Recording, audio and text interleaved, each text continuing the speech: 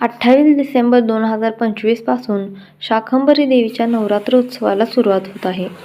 पौष महिन्यात येणाऱ्या पौष पौर्णिमेला शाकंभरी पौर्णिमा साजरी केली जाते. 28 डिसेंबरपासून 3 जानेवारीपर्यंत आपल्याला नवरात्रोत्सव साजरा करायचा आहे. वर्षभरामध्ये एकूण 3 नवरात्री येतात. पहिली नवरात्री चैत्र नवरात्री, दुसरी नवरात्री शारदीय नवरात्री, तिसरी शाकंभरी नवरात्री. चैत्र नवरात्री ही गुढीपाडवा ते रामनवमीपर्यंत असते.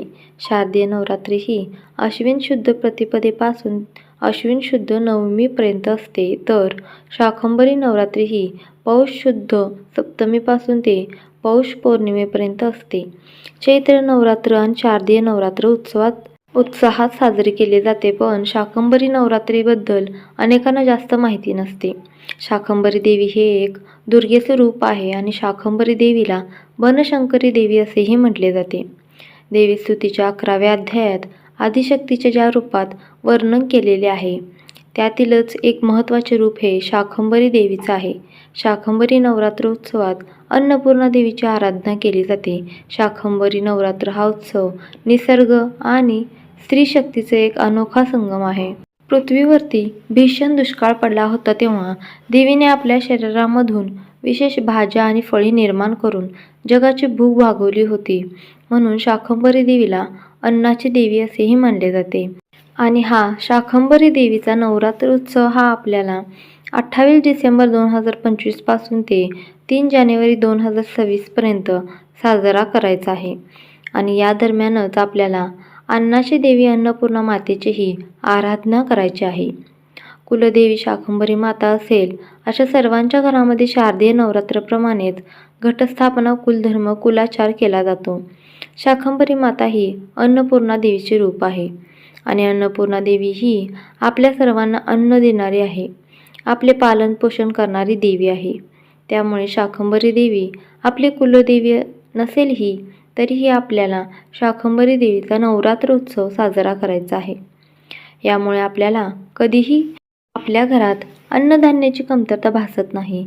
पौष शुक्ल अष्टमीला 28 डिसेंबर रोजी वार रविवारी आपल्याला शाकंभरी देवीची पूजा मांडायची आहे. ज्यांना शक्य होईल त्यांनी ही पूजा अवश्य मांडा.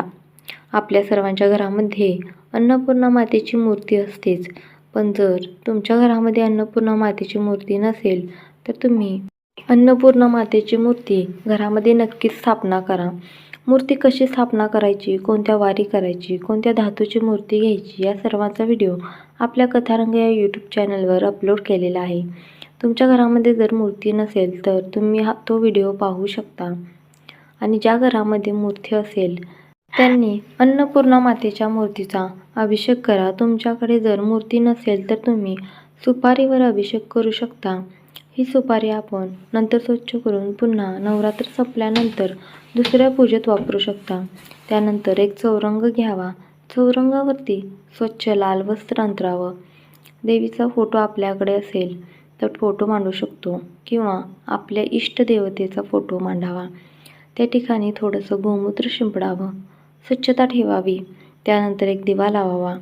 त्या दिव्याची हळद, कुंकू, फुले, अक्षता वाहून पूजा करून घ्यावी. त्यानंतर एक कलश घ्यावा. त्या कलशामध्ये शुद्ध जल भरावे. त्यानंतर त्या कलशाला हळद, कुंकू, अक्षता, फूल त्या कलशामध्ये टाकावं. कलशावरती खालून वर उभ्या कुंकवाच्या 5 रेषा ओढाव्या. कुंकवाने स्वस्तिक काढावे. विड्याची 5 पाने कलशामध्ये ठेवायची आहेत आणि त्यावर आपल्याला एखादा नारळ ठेवायचा आहे. पूजेच्या ठिकाणी डाव्या बाजूला आपल्याला कलशाची स्थापना करायची आहे. त्यानंतर गणपती बाप्पांची पूजन करून घ्यावे. आपल्या देवघरात गणपती बाप्पांची मूर्ती असेल तर गणपती बाप्पांच्या मूर्तीची पूजा करून घ्यावी. आणि मूर्ती नसेल तर आपण एखादी सुपारीही गणपती बाप्पा म्हणून त्यांची पूजा करू शकतो. त्यानंतर आपल्या उजव्या हाताला चौरंगावरती थोडेसे तांदूळ आसन म्हणून ठेवून त्यावर गणपती बाप्पांची स्थापना करा. त्यांना फुले व्हावे. त्यानंतर गणपती बाप्पांची पूजा झाल्यानंतर अन्नपूर्णा मातेची मूर्ती आपल्याकडे असेल तर अन्नपूर्णा मातेची मूर्ती घ्यावी. अन्नपूर्णा मातेची मूर्ती नसेल तर एखादी सुपारी घ्यावी. त्या सुपारीवर अभिषेक करावा आणि अन्नपूर्णा मातेचे ध्यान करावे.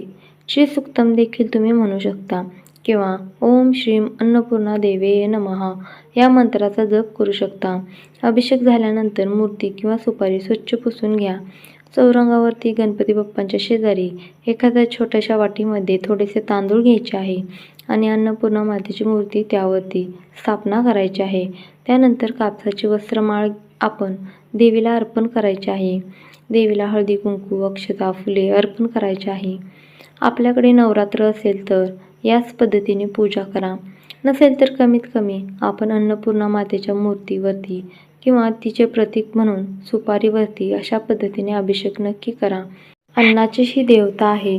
अशा पद्धतीने आपण शाकंभरी नवरात्रीमध्ये अन्नपूर्णा मातेची पूजा केली, सेवा केली की वर्षभर आपल्या घरामध्ये अन्नधान्याची भरभराट राहील, काहीच कमी पडणार नाही. त्यामुळे प्रत्येकाने ही पूजा नक्की करा. त्यानंतर चौरंगावरती आपण देवीचा फोटो मांडला असेल, महाराजांचा फोटो असेल, प्रत्येक फोटोची गंध अक्षता फुलं वाहून पूजा करायची. देवघरात घंटा असेल तर ती पूजेमध्ये मांडून घ्यावी. त्यांचीही गंध अक्षता फुले वाहून पूजा करून घ्यावी. त्यानंतर धूप अगरबत्तीने पूजेला ओवाळा. शुद्ध तुपाच्या दिव्याने पूजेला ओवाळायचं. त्यानंतर नैवेद्य दाखवायचा. नैवेद्यामध्ये तुम्ही कोणत्याही गोड पदार्थ नैवेद्य म्हणून दाखवू शकता किंवा दूध साखरेचाही नैवेद्य तुम्ही देवीला दाखवू शकता. त्यानंतर देवीला तुम्ही भाज्या अर्पण कराव्यात. त्यानंतर आरती करावी. आपल्या घरी ज्या पद्धतीने कुलधर्म असेल, कुलाचार असेल त्या पद्धतीने आपण उपवास करा. काही जणांना उपवास करणे शक्य नाही, त्यांनी उपवास करू नका. तुम्हाला अखंड दिवा प्रज्वलित करायचा असेल तर तुम्ही अखंड दिवा नक्की प्रज्वलित करू शकता. पण जर तुम्हाला शक्य नसेल तर तुम्ही तुमच्या घरात जशी प्रथा असेल त्या पद्धतीने करू शकता. ज्यांची कुलदेवी शाकंभरी माता नसेल, आपल्याकडे नवरात्र नसेल, आपण अखंड दिवा नाही प्रज्वलित केला तरी चालेल. बाकीची पूजा आपण याच पद्धतीने करावी. 28 डिसेंबर या दिवशी आपण अशा पद्धतीने पूजा करा. आपल्याकडे शाकंभरी मातेची नवरात्र जर असेल तर आपली कुलदेवी शाकंभरी माता असेल, आपण घटस्थापना करणार असाल, ही पूजा आपण पौर्णिमेपर्यंत म्हणजे 3 जानेवारीपर्यंत अशीच ठेवायची आहे. ज्यांची कुलदेवी शाकंभरी माता नसेल, आपण दुसऱ्याच दिवशी ही पूजा उचलून घेतली तरी चालेल. अन्नपूर्णा मातेची मूर्ती अभिषेक केल्यानंतर आपण देवघरात ठेवली तरी चालेल. पहिल्या दिवशी अशा पद्धतीने पूजा केल्यानंतर रोज फक्त आपण अन्नपूर्णा मातेला हळद कुंकू वाहावं, फुले वाहावीत, अक्षता वाहावीत. ज्यांना अष्टमीच्या दिवशी अशा पद्धतीने अभिषेक करणे शक्य होणार नाही, त्यांनी या नवरात्रीमध्ये कधी पण अन्नपूर्णा मातेला अशा पद्धतीने अभिषेक केला तरी चालेल. या नवरात्रीच्या काळामध्ये दुर्गा सप्तशती पाठ आपण करू शकता. त्यानंतर अन्नपूर्णा स्तोत्र आपण आवश्यक पठण करावे.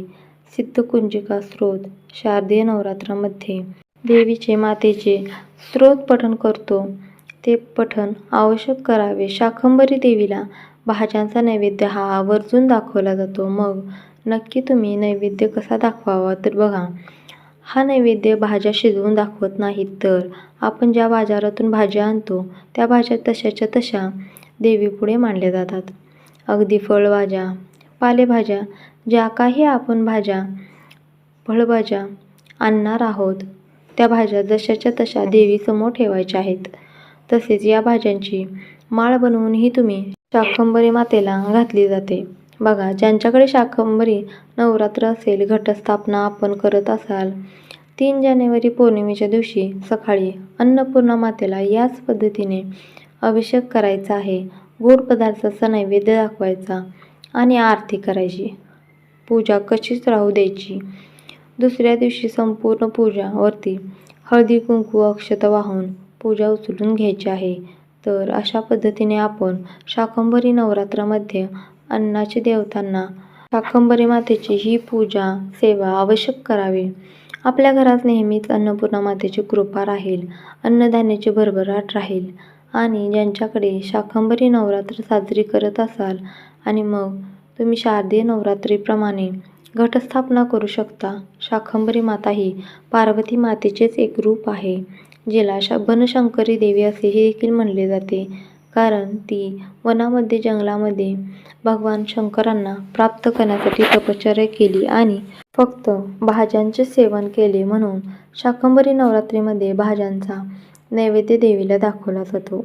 व्हिडिओ आवडला असेल तर व्हिडिओला लाईक करा. असेच नवनवीन माहितीचे व्हिडिओ पाहण्यासाठी आपल्या कथारंग या यूट्यूब चॅनलला सबस्क्राईब करा आणि बेल आयकॉनला क्लिक करा.